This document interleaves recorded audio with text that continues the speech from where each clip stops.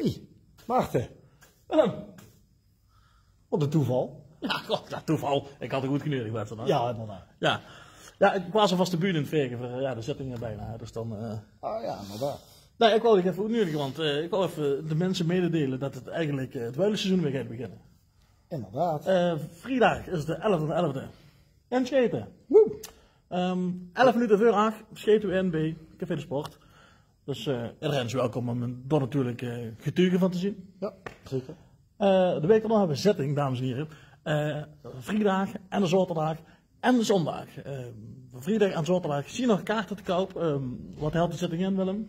Ja, gewoon een tobbel of een debuut, Veldse acts, zang en dans. Optredens. Optredens inderdaad. Ja. Van onder andere Risa Tesserand, Tesserand, moeilijke naam, goeie buurtrainer. Joep de Wild. Joep de Wild. Nekkelijke naam. Ook een Makkelijke naam, goed om. En natuurlijk Velders artiesten.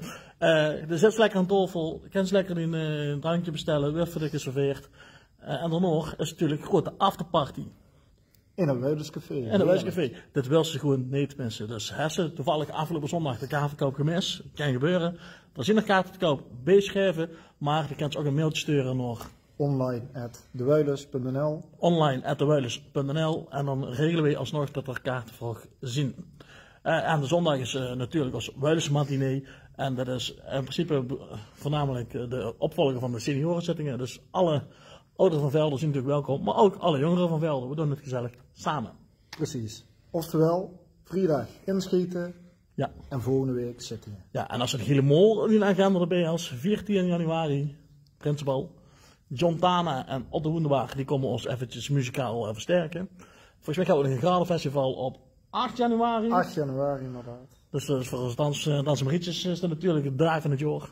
Zand in het verhoed zeg. Man, januari dames en heren. En weer wet komen we binnenkort met nog groter nieuws.